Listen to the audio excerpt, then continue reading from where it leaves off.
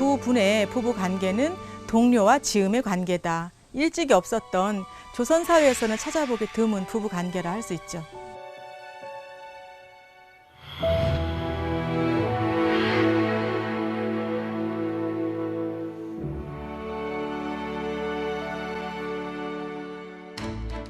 호남의 5대 현인 중 한 사람으로 손꼽히는 미암 유희춘. 해남 출신인 미암은 1536년 그가 24세가 되던 해에 사원부 감찰을 역임한 송준의 딸 16세의 송덕봉과 혼인해 처가인 담양의 터를 잡기 시작한다. 1년 후 미암은 생원시에 합격하고 이어 다음 해에 문과에 급제해 성균관 학유로서 길을 들어선다. 미암은 유교 경전에 담긴 성리학 연구에 몰두하는데 성균관 유생과 학자들 사이에선 동방의 주자라고 불렸다고 한다.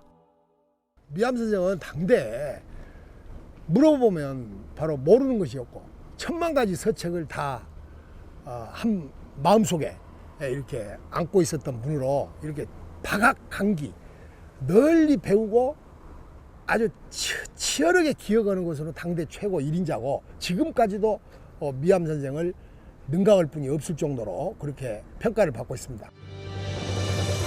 조선 중기 호남을 대표하는 경학의 대가 미암 유희춘. 16세기 문인으로 잘 알려진 미암 유희춘을 사람들은 조선시대 기록의 달인으로 기억하고 있다.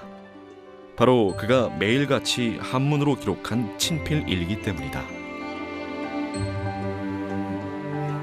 미암은 유배에서 풀려나 다시 관직에 등용될 무렵부터 세상을 떠나기 직전까지의 일들을 세세히 기록한다. 우리는 이를 미암일기라 부른다.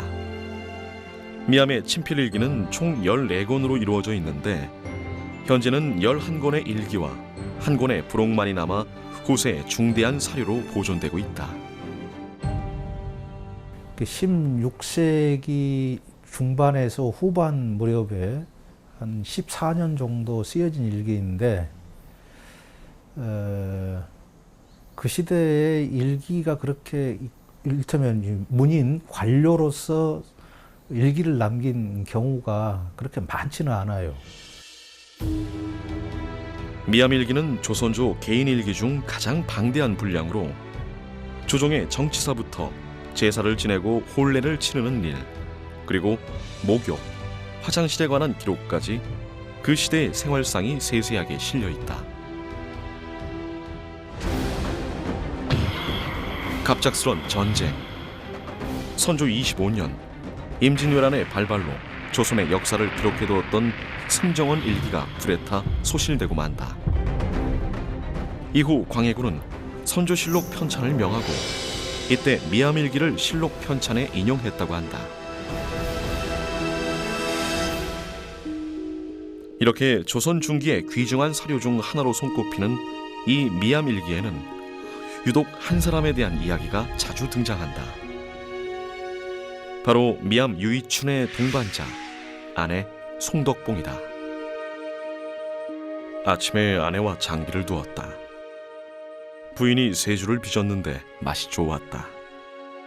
이는 새의 좋은 징조이다. 부인이 취중에 시를 읊자 내가 차운하였다.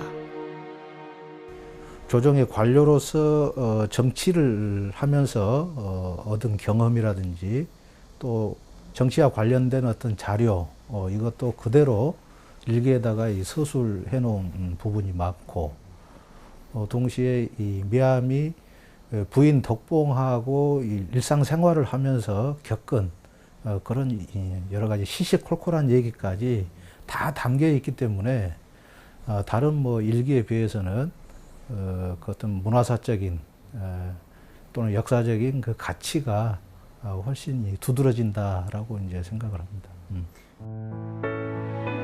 학문과 시문으로 이름난 담양의 명문가에서 태어난 덕봉은 어려서부터 경전과 역사책을 가까이 했다. 덕봉은 16세기 조선시대가 추구한 유교적 교육을 학습받은 엘리트 여성으로 배운 덕목들을 일상 삶 속에서 실천한 지성인이었다. 이제 우리 흔히 하는 말로 귀 먹어 3년, 눈 또 입 해서 9년 정도를 그렇게 보낸다고 하잖아요.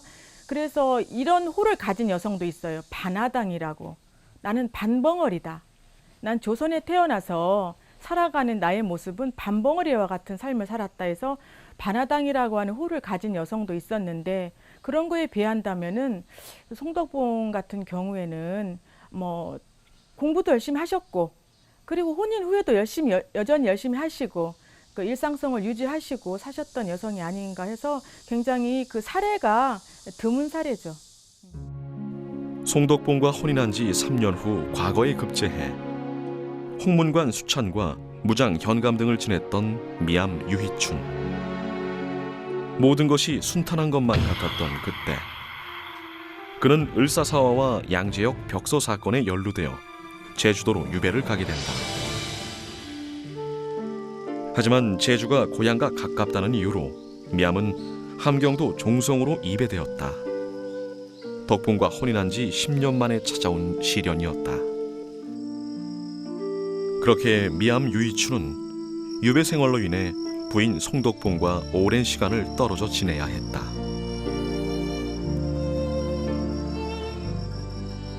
아주 젊어서 생이별을 했죠. 미암이 을사사화 또는 이 양재역 벽서 사건하고 이제 관련이 되면서, 연관이 되면서 종성으로 19년간이나 유배를 갔잖아요. 덕봉이 그 20대 후반에 남편과 이별을 했어요. 미암일기에 남아있는 기록들에 의하면 부인 송덕봉은 그 시대 여인으로서는 드물게 당당하면서도 호탕한 기상을 가졌다는 걸 알 수 있다. 미암의 긴 유배 기간 동안 부인 송덕봉은 남편을 대신해 담양과 해남을 오가며 두 곳의 토지와 노비 등 가사의 전반을 관리 감독하였다. 또한 시어머니를 모셨고 혼자서 시어머니의 3년상까지 치렀다. 송덕봉은 집안 살림을 맡아 하는 틈틈이 시를 썼는데, 미암은 이를 엮어 친정 조카 송진에게 덕봉집이라는 책을 만들게 한다. 보통의 경우에는 사후에 그것도 아들이나 손자나 이제 이런 분들이 도모하셔서 시를 만들어 주시는데, 특히나 남편의 문집 뒤에 껴들어가는 경우도 많고요. 그런데 살아생전에 자신의 문집을 발간한 사례는 송덕봉이 가장 최초가 아닌가 이런 생각이 들고요.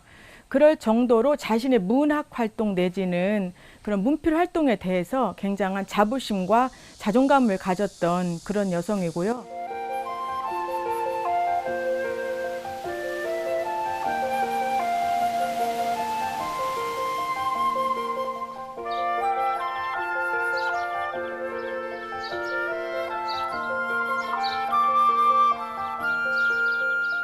미암 선생님께서 종성에 유배가 계실 때 이제 송덕봉께서 종성을 찾아가십니다. 종성을 찾아가려면 마철령이라고 하는 험난한 고개를 넘으셔야 되는데, 그 마철령을 넘으시면서 쓴 시가 계세요. 마철령 위에서라고 하는 시가 있는데, 그 시는 조선 왕조 500년의 여성 문인사에서 가장 그 성정의 발음을 얻은, 성정지 정을 얻었다 라고 하는 평가를 받은 최고의 시로 칭송이 되셨죠. 덧꽃도 걸어 마철령에 이르니 동해는 거울처럼 끝없이 펼쳐 있구나. 부인의 몸으로 말리길 어이 왔는가. 삼종울이 중하니 이 한 몸 가벼운 것을.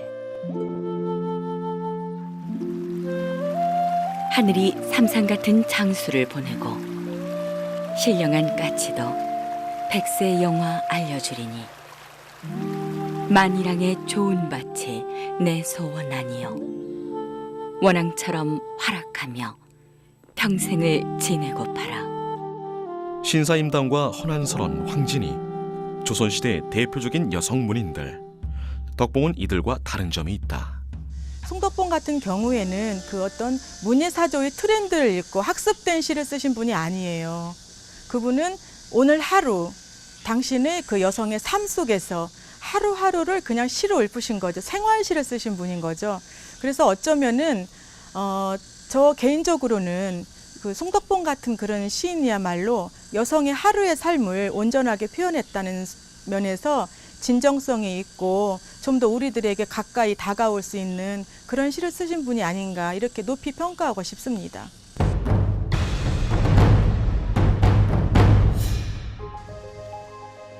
유이춘의 아내는 흔히 송덕봉이라 불리지만 사실 덕봉은 그녀의 호이다. 몇 해 전부터 송덕봉에 대해 연구하기 시작한 역사 연구원들은 미암 부부의 사당 신주에서 덕봉의 이름을 발견했다. 보통 우리는 신주를 여기까지만 접하거든요. 그런데 여성들의 경우에는 이 신주가 분리가 되거든요.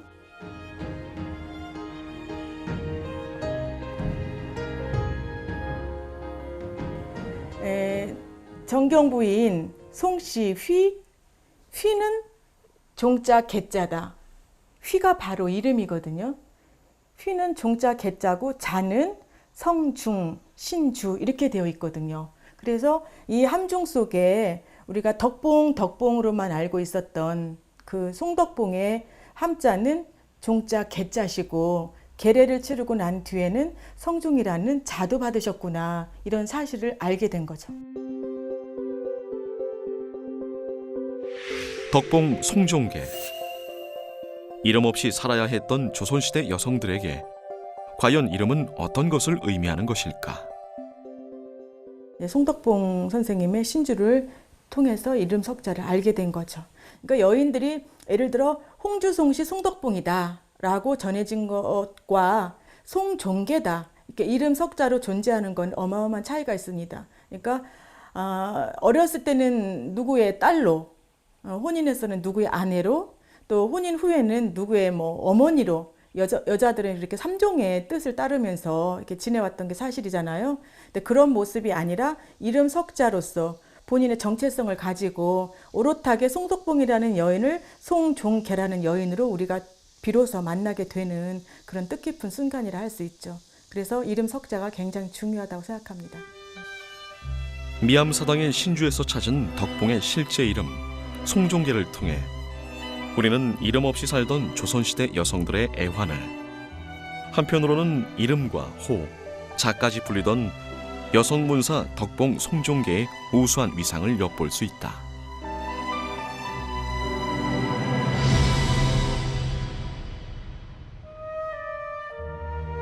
미암과 덕봉은 끊임없이 편지를 주고받으며 집안일을 서로 의논하거나 애틋한 마음을 나눴다.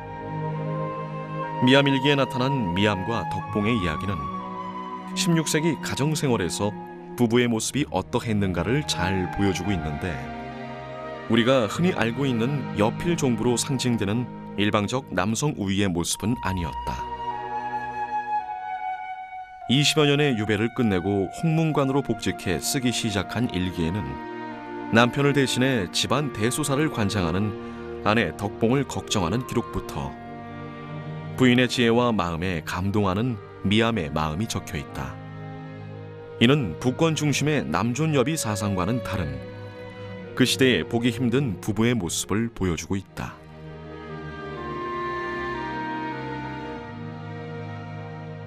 우리가 오늘날 양성평등 이런 얘기들을 하지만 이 부부 관계는 양성평등을 넘어서 상생의 관계, 그런 관계라고 볼 수가 있어요.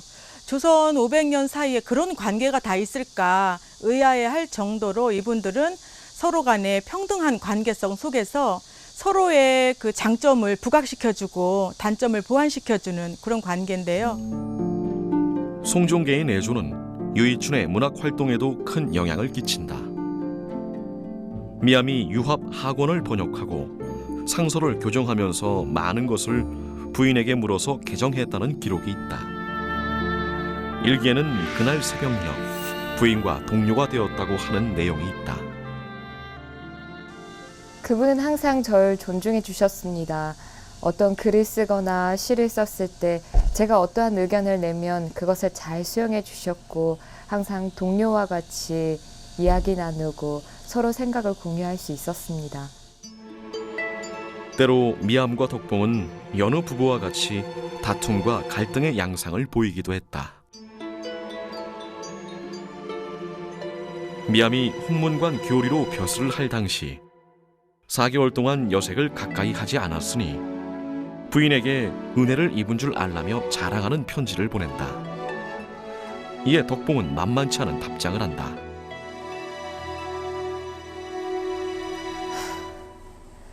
시부모님을 제 친부모님처럼 여기고 시부모님 3년상도 다 치르고 하였는데 그저 몇 개월 여자를 멀리하였다 하여 제게 칭찬을 바라시니 답답하기도 하고 속이 상하기도 하였습니다.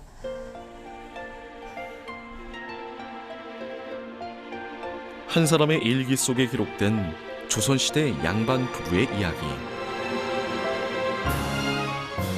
남편을 지음이라 부르고 부인을 동료로 칭했던 미암 부부를 통해 우리는 여성이 제대로 뜻을 펼치지 못했던 성리학의 시대에 보기 힘든 평등한 부부의 진취적인 면모를 엿봤다.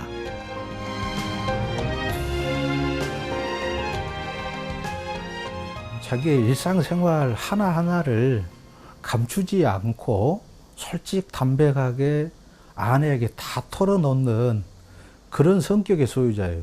아주 소탈하고 담백한 그런 성격의 소유자고, 아내도 역시 남편에 대한 신뢰와 어떤 의지, 이런 것들이 아주 강했기 때문에 자기 일상의 어떤 이 신변에서 발생할 수 있는 어떤 사건이라든지 가정사의 모든 것들을 다 털어놓고 상의하고 협의하는 그런 어떤 남편과 아내를 떠나서 거의 삶의 동반자로서 그렇게 생각을 했기 때문에 감춘 부분이 없어요. 16세기 전통적이고 성리학적인 삶이 교차되어 오던 시대, 미암 일기에 남은 기록에서 우리는 전통과 미래가 혼재된 모습을 엿볼 수 있다. 삶과 문학의 동반자로서 살아온 미암과 덕봉을 통해 우리는 미래의 이상향을 발견했다.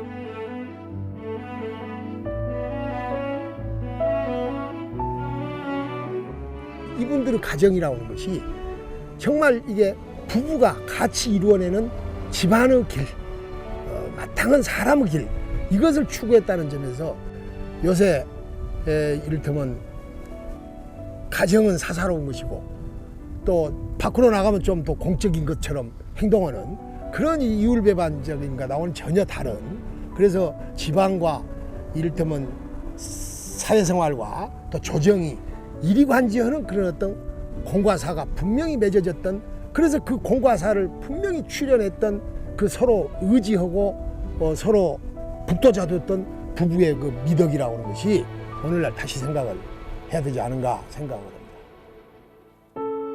미암 유희춘의 일기 속 붓끝으로 기록된 부부의 이야기. 역사가 재조명한 조선의 문인 부부를 통해 배운 평등 사상. 그것은 우리가 후세에도 기억해야 할 남도의 보물이다.